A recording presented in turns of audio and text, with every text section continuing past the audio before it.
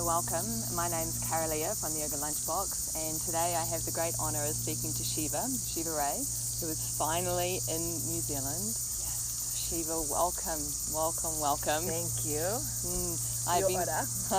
I've been dreaming of you coming here for a long time, so I'm so stoked when Jackie and Johnny said that they were going to secure you for Wanderlust, and then this was announced. Yes. So we've been at Tauhara Centre here in Taupo for 5 days now. You travel a lot, you go to many different lands. What's your sense of New Zealand? How does it feel to you? Yeah.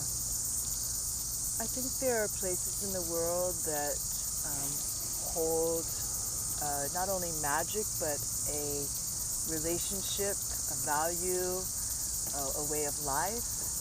And I think many Kiwis know that around the world, people perceive New Zealand as a place where nature is first, and also where the Maori culture is really honored. And so for me, coming here was really that pilgrimage to be in nature. I know Auckland's a beautiful city, but I really wanted to be, near some of the sacred sites and to have a chance to honor Maori culture. And so there are places in the world where what you feel, it's almost like a magnet. It's like pulling you, and then you don't know if what you feel before you get there is what you feel when you arrive. So I do think that this great island was pulling me here, and what I felt was pulling me here is what I have found.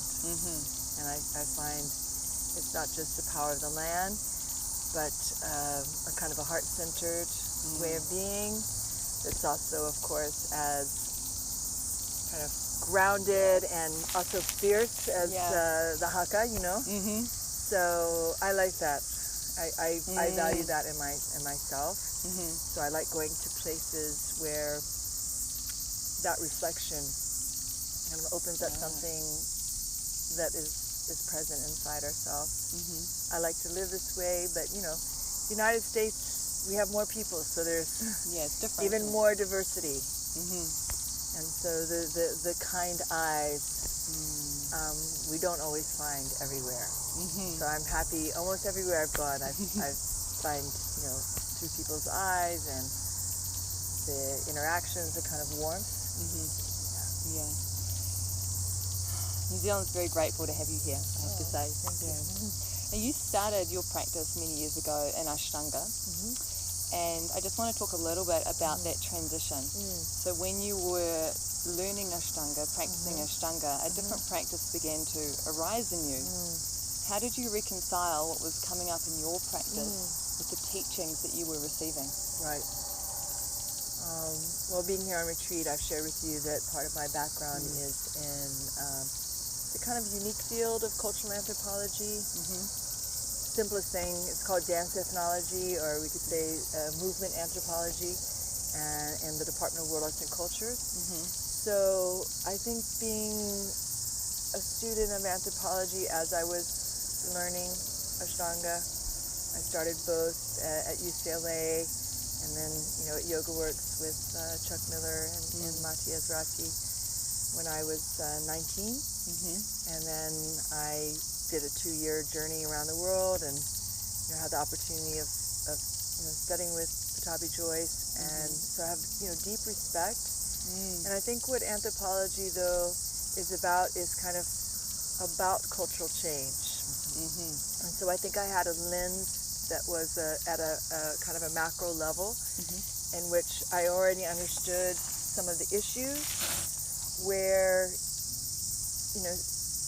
practices or indigenous cultures that have this issue of kind of keeping a lineage, but then adapting to what is happening in the time.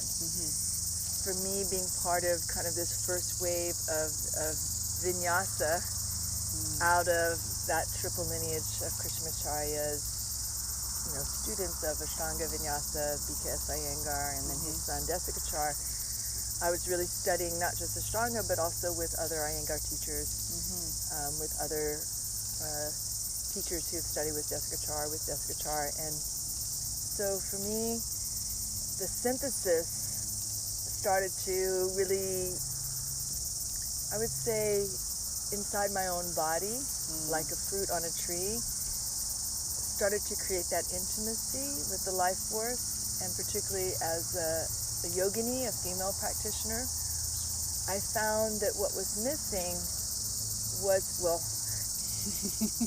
more than I can sum up in concisely, but what was missing was the tantric orientation to the pulse of life, almost also the ritual of practice that involved more than asana, but involved these other aspects of, you could say, the meditation mandala, not one form and not one form of meditation, like we were studying for the Vijnana Bhairava, but like many modes in which to connect to the flow of consciousness. So I started to feel asanas more as mudras as I started to do more mudra practice, hasta mudra practice.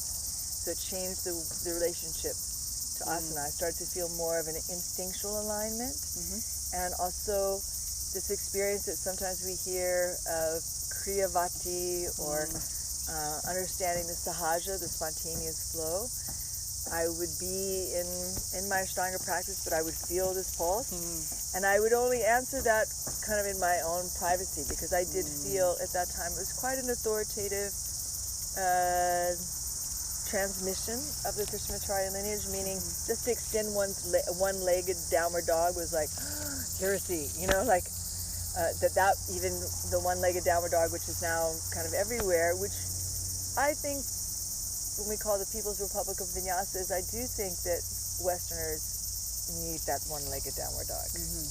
But if we don't have the alignment of Adho Mukha Svanasana, then I agree with that in that transmission in the lineage process. Like, the evolution should have a reference of what came before and should have a purpose. So it took me about 2 years to let go of my Ashtanga practice, and it was quite painful for me, the beginnings of what I now teach as Prana Vinyasa. And, I'm going back to India for the 15th time. I think going back to the roots of yoga beyond what is transmitted in the West really helped me recover a more full spectrum understanding of yoga.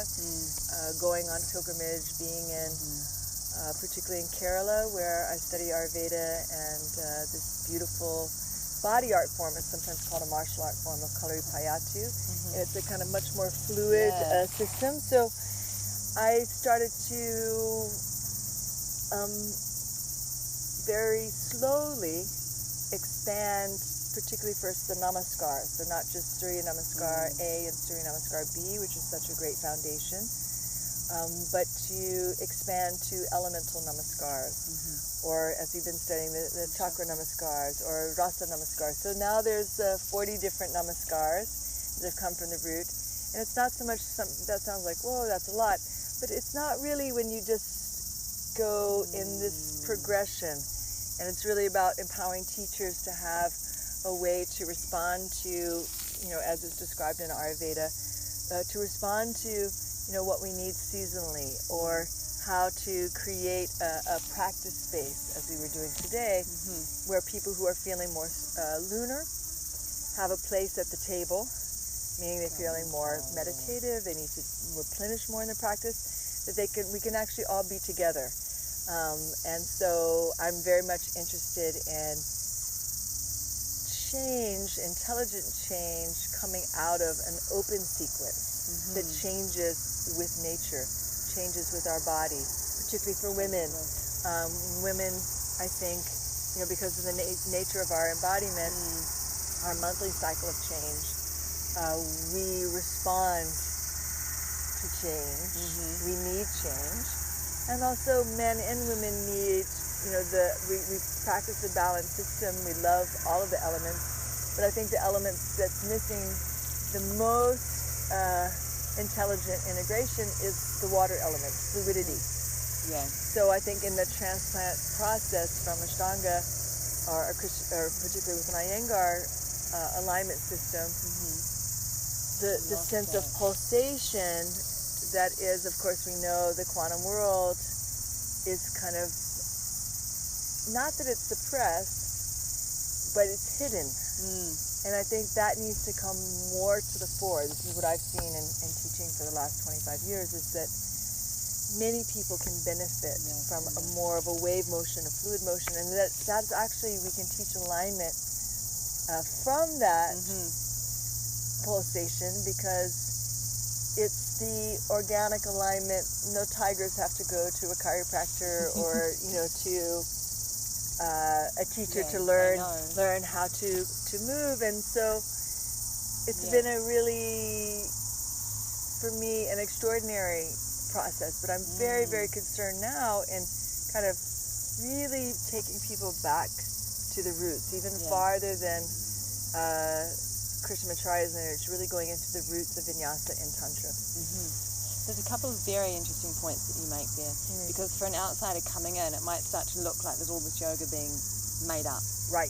But what you're making very clear is that where you're coming from is the root, the lineage, the tradition, and then there's a purpose and a reason for the shift and the change. That's right. And I know, I think that's a really important dialogue. And I think that when you look at cultural change, and if we really go into, for instance, a simple question, in the nature of consciousness, do we feel that the consciousness that is informing us is also informing everyone, and not just human beings? And do we feel that that intelligence that is, we could say, permeating the natural world, do we feel that there is a continuity at all of what came before us? So, for instance, I think nature is the turning point of that argument. It's one thing to make things up, like what would be cool? And I think we can actually kind of feel that. I call it like yoga tricks. And many of those yoga trips may help somebody, open their heart region more, or whatever is the intention. But there's another feeling, which is, as you're inside the flow of the practice, if our orientation is to the flow of our breath, the mystery of our breath, then just like the branches of a tree, that same intelligence that was the original intelligence of which these yoga asanas came out of starts to get activated inside us.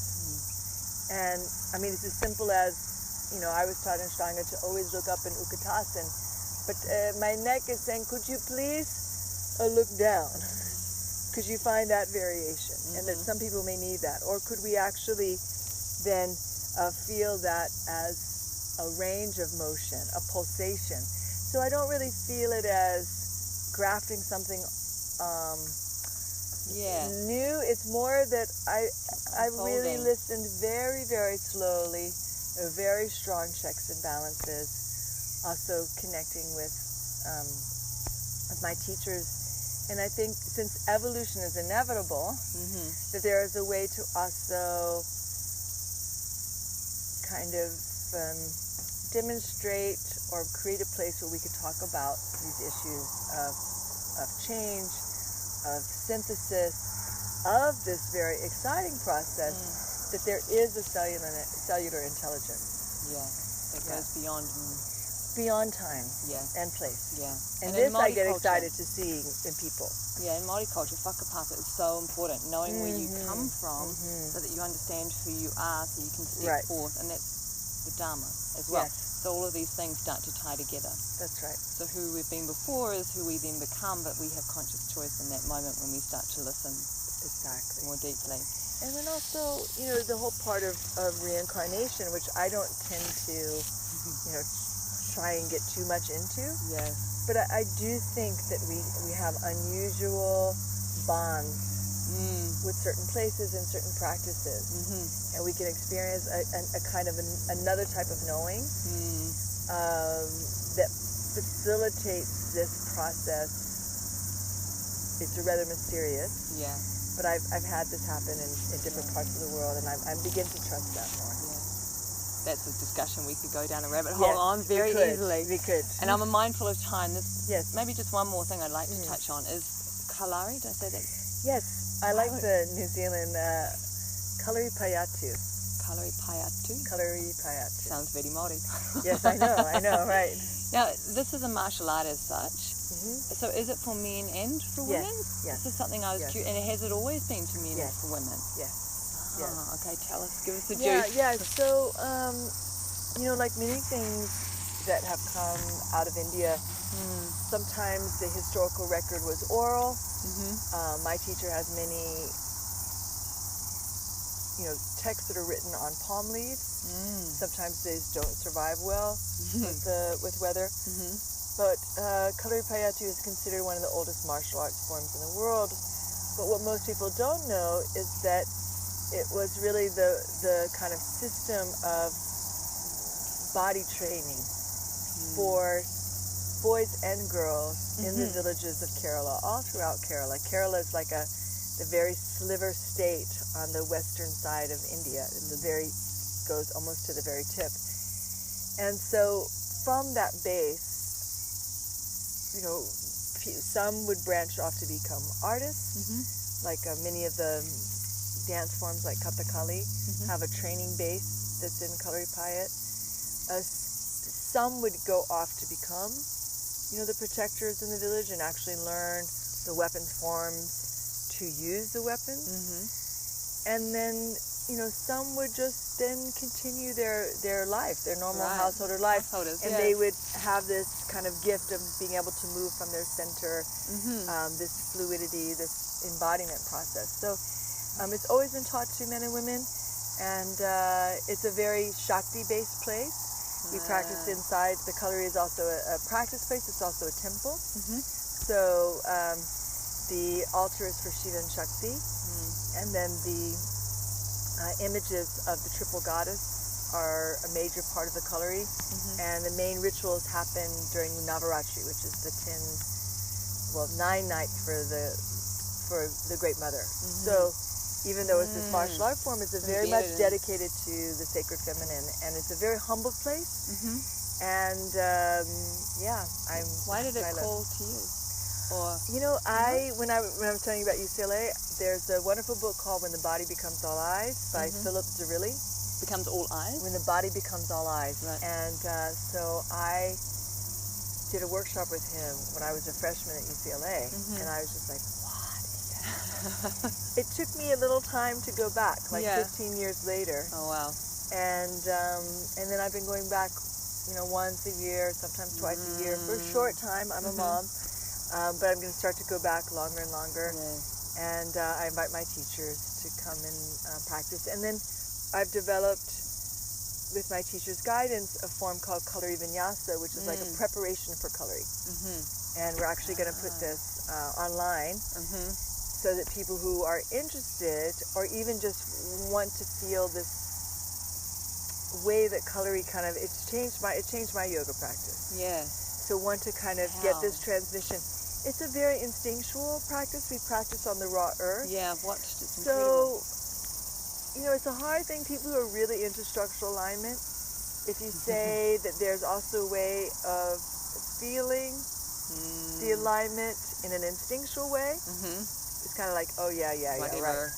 But that's been my experience, actually, is as the experience of our life force awakens, we begin to feel like the, pattern of the diagonal, or how you move from your center, and how, many of they're called Vaidavus, many of the Kalari asanas have a shared base with yoga. So it's really kind of like a system that draws yoga and Ayurveda together in the body.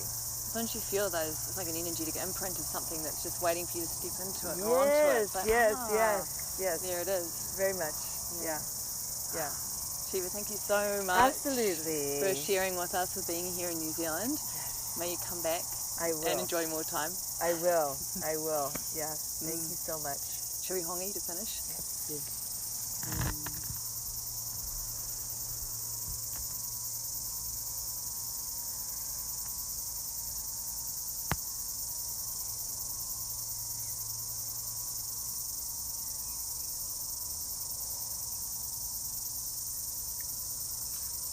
The best.